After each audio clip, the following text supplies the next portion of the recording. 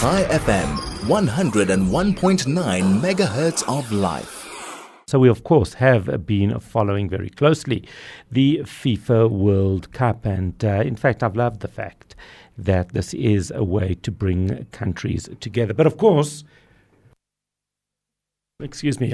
politics does get involved because major sporting events inevitably have a political element. So we wanted to understand how the US government has used the World Cup. Has it been successful? Have they misstepped? Joining us is David Smith, the Washington correspondent of The Guardian. David Smith, a very good morning. Thanks for chatting to us. I hope you are well. So firstly, yes, great to be here. Good morning. Yeah, thanks for joining us again. So I was just wondering in terms of how successful this has been for the United States. We spoke about it, I think it was probably about a week or two ago. Certainly at that point, it was quite positive, but obviously as the stakes get higher, as the teams move towards the final, things can get a little bit stressful. How has it been playing out? Yes, very well overall. I mean, I'll get the qualification, the asterisk out of the way, in that if you had asked me that question 48 hours ago, it would be, a huge success. But there has been an issue in the last day or so with Donald Trump intervening.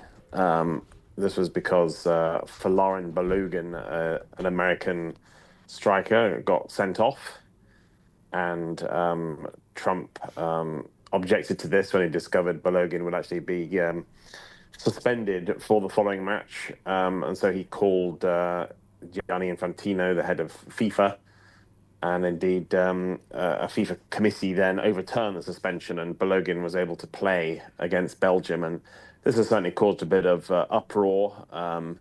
UEFA, the governing body in Europe for soccer, objected to it. So did many others. Even some Americans said, we're grateful to have this player, but this is the wrong way to do it. The rules should be the rules. And of course, it did not work out because the US actually lost that match anyway, 4-1 to Belgium, and perhaps the Belgians were fired up by the sense of injustice. So that was a shame because up until then, Donald Trump had steered well clear, and the tournament was going along very nicely without him. And overall, I think long after this incident is forgotten, there will be a glow around this World Cup. It has been very successful, and every stadium seems pretty full. Certainly tickets expensive, but somebody somewhere is willing to pay for those. The atmosphere has been absolutely fantastic, just electric in the stadiums, in the fan parks. And it's been remarkable to see on social media these people from around the world, falling in love with America, saying, we love the food, we love the refills of our drinks, we love the gas stations, discovering it all anew. So in terms of soft power, I think it's been a big win for the US. And I noticed one politician saying, the World Cup is the medicine we didn't know we needed after I love that. Months, if not years, of political strife. Yeah, and this whole idea that maybe there's a little bit more nuance to the United States, as there is to every country, but the way in which, unfortunately, social media and media are reporting situations and events around the world, we kind of lose that nuance. We of course don't. It may be. I love that gas station comment because, in a way, that's a brilliant metaphor for what we don't see in other countries. We don't see how people fill up their cars with petrol or with gas, and maybe that's what is missing in our reporting and in the way we talk about countries. We tend to see things as so one-dimensional. Yeah, you inevitably just get a snapshot of any country, and I find that as well when I traveled other parts of the world. I thought I knew it from the news, but actually, obviously, there are multitudes. There's so much complexity everywhere, and I think one foreign diplomat said, "This is wonderful. We're discovering America, not through its political leaders, but through Americans themselves." And it's quite an uplifting story for them. And there's a recent newspaper column quoted, a German tourist, for example, saying he'd got a lot of negative views about the Americans in the last 5 years, but the people are amazing, so welcoming. The culture is amazing. It also quoted a young Englishman in his 30s who said, quote, "The media portrays Americans as rude, lazy, all of the above, and it's further from the truth. The amount of hospitality and kindness and pride Americans hold is truly like no other country I've been to." And a South African man was quoted as saying, "I'm in awe of the United States." And this just goes on. There's a lot of people who've had a very pleasant surprise coming to the US because what makes the news, of course, is the gun violence and the economic division and all the political strife around Donald Trump and the January 6th insurrection. But this is a massive country with still a lot to celebrate.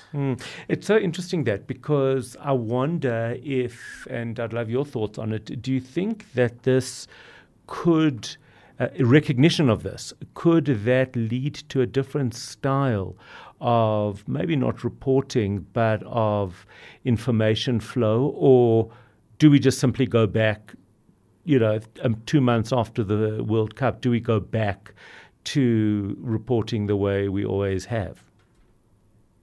I'd like to be optimistic, but I suspect it'll be mostly done in the old style. And there are journalistic imperatives, there are incentives for that. In that, when a plane takes off and lands successfully, that is not news. Yeah. And it happens all the time, every day. When a plane takes off and crashes, that's a big story, and we cover it. And the church service that is tragically hit by gun violence is going to be the one that gets coverage, rather than the thousands of church services just proceeding normally.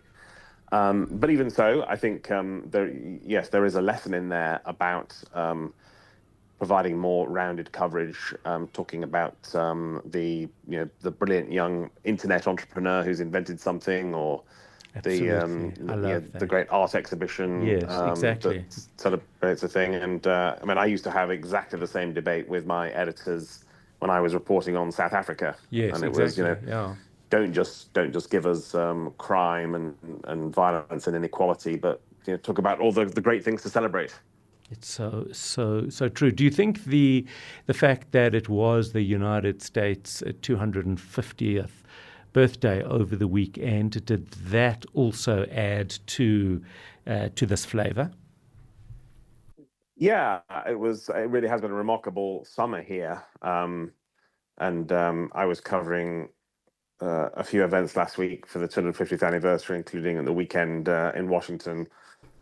There was a Donald Trump speech, and then what was billed as the biggest fireworks display ever seen. We'll have to await Guinness World Records to check that, of course. Yes. It actually all became quite chaotic. There was a sort of thunderstorm, and everyone had to evacuate the site and then come back, and Trump spoke just before midnight.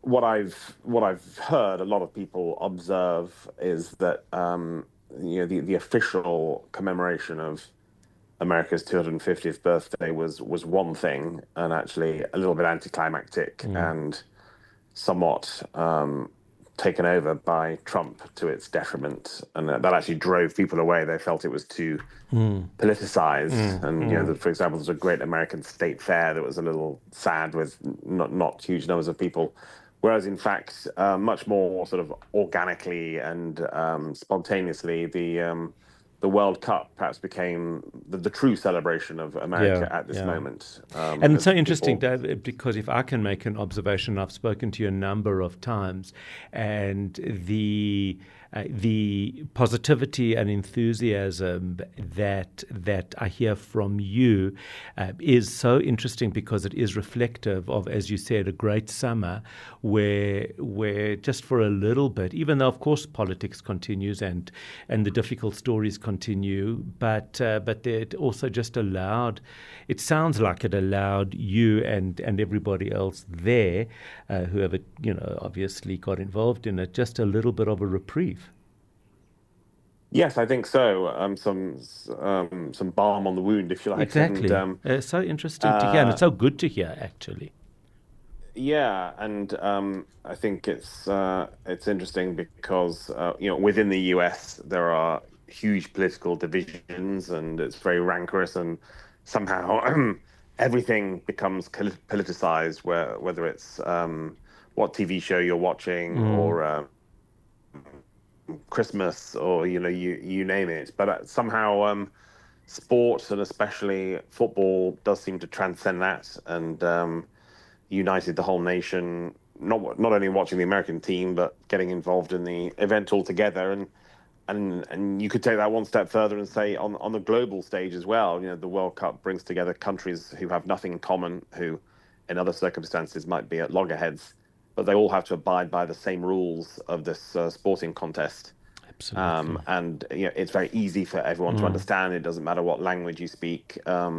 This is the magic of football. And even though it has FIFA with its alleged corruption and the greed and the politics of Trump, somehow the sport is very resilient and survived, and it's in a very divided world. And some would argue, social media has made us even more divided and atomized. This is one of those very few things that actually is a common language that everybody understands and transcends national boundaries. Absolutely. And that is where we leave it. David Smith, thank you as always, and thank you for sharing all of this with us.